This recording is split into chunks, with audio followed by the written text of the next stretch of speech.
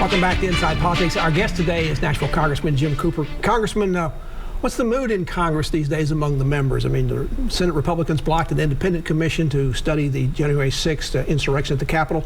House Republicans are very unhappy with the select committee that Speaker Pelosi is putting together to look into the matter.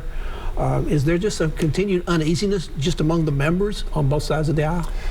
Well, you see a lot of fighting on TV, but actually if you turn the TV cameras off, people actually get along very well.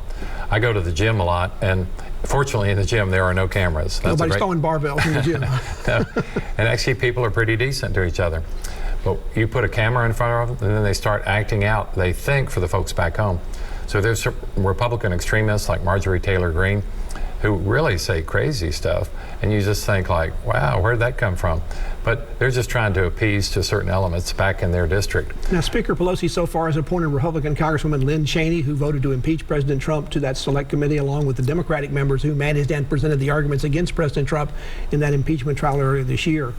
How can you defend this select committee as being fair and impartial? Well, Liz Cheney is a very honest Republican, and nobody has a better Republican than she does. I mean, there's some Republicans who aren't honest? Well, they're playing to the crowds, and some people want to believe fairy tales, and most every judge who's heard any challenge to last year's election knows it was a fair election. Every recount has validated the results, but people can make political hay out of it. I admire Liz Cheney because she's honest enough to tell the truth. So is Adam Kinzinger. There are more privately, but when pushed to a vote, they kind of chicken out and don't want to rile up the Trump base back home. And Trump carried 70% of Tennessee, so he's got a lot of support here.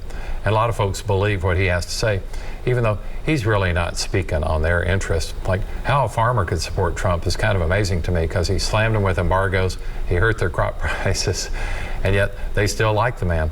And Trump has never come closer to a farm than to a golf course. After the 2020 election, a lot of Republican legislatures, including here in Tennessee, have tightened up the voting rules. The Democrats have their own ideas about the rules they'd like to change or put in place. They've passed a couple of bills in the House. They've been stuck in the Senate, much like we had going on, even when the Senate was controlled by the Republicans. Is it time to overcome the filibuster, to retire it, the need to have 60 votes to even consider a bill on the floor? I think it is time, because most people think that the filibuster is the way it used to be. When we saw Jimmy Stewart and Mr. Smith goes to Washington, and he had to yell and scream and holler on the Senate floor, but he couldn't leave the Senate floor. Otherwise, the filibuster would be over. They've changed those rules, and today you can file a piece of paper and allow that to filibuster. You should have to get on the floor and hold the floor, and that means, i.e., bust your bladder if you want to make a point. But Congressman, every time the Democrats have changed, it's been changed by Republicans, both parties have come back to regret they did that, because something has come up when they're in the minority that they don't like, and they have no way to stop it. But we've changed it over time. The filibuster used to be anything less than 67 votes, and now it's 60 votes. It could be some number, maybe 55 votes. Could you limit the number of times it could be used in a given year? So it's not, right now it's an on-demand process. Well, anytime they want to stop it, they can. It will be self-limiting if you have to hold the floor. In other words, if you can't go to the bathroom. And the limit for human beings on that is pretty close to 24 hours. Strom Thurmond set that record. And if you care about something that much, you should hold the floor. You have a lot of Supreme Court rulings, including one late in this term, that basically seem to kill the Voting Rights Act. Is that another reason the filibuster needs to go? Well, every patriotic American should worry about this, because we are a democracy, and it should be easy to vote. I'm worried about Tennessee, because just about 20 years ago, we used to be one of the easiest states in America in which to vote, and now we're one of the very hardest. Well, what's happened? Most Tennesseans are the same. We get a lot of tourists now, but most Tennesseans are the same. Why did they tighten up the rules and make it so hard for people to vote here? That's in the interest of one political party. It's not in the interest of all Americans. Another part of the Democratic agenda appears to be to expand or pack the Supreme Court, they would call it. Is there a process for that you would support? It obviously would have enough votes in the Senate, especially with the filibuster. I don't think that's part of any Democratic agenda. I think a few folks on the far left has suggested that might happen. But remember, Franklin Roosevelt tried that, and that didn't work at all. There are 9 people on the Supreme Court. I think that will continue to be the number. What we need to focus on is getting folks like, for example, Justice Breyer to go ahead and retire, because I think he's 82 years old.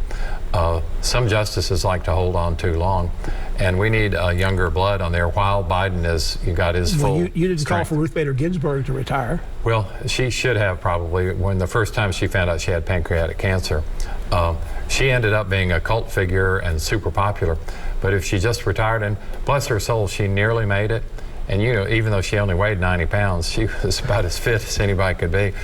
But if she just lasted another month, that probably would have worked. But we didn't know that Mitch McConnell would be so darn tough and not allow any president in the last year except Trump to get somebody on the Supreme Court. And then he allowed Trump to do it in the last month. If history is any judge, Democrats and President Biden face an uphill battle to keep their majorities in the midterm election. You're already down to a swing of 4 seats in the House. It's 50-50. You have other kind of unexpected developments, deaths, resignations, illness. Isn't it possible Democrats might lose their majorities even before the 2022 elections? Well, if history's any guide, it's not only possible, it's probable. Because right now there's a razor's edge between the majorities in the House and Senate.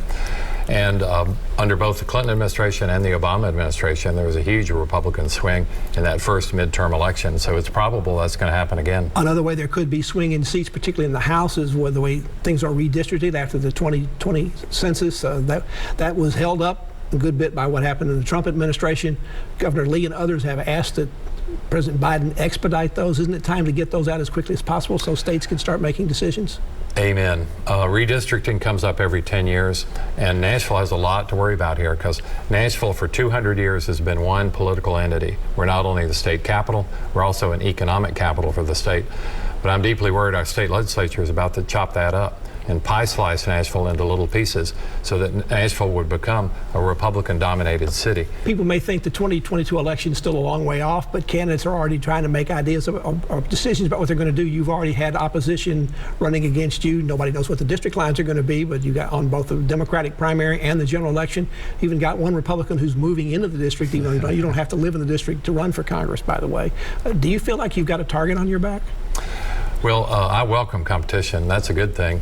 And Pat, I'm so glad you know politics so well because nobody has any idea where the district's going to be. The one thing we do know is it will not be like it is today.